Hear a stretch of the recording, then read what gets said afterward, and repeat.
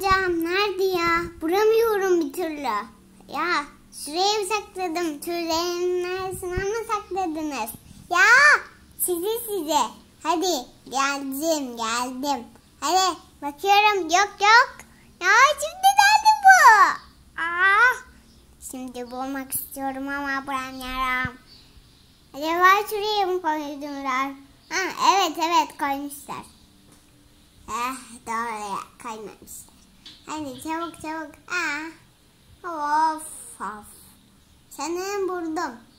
Buldum sayılır galiba. Nerede bu? Buldum.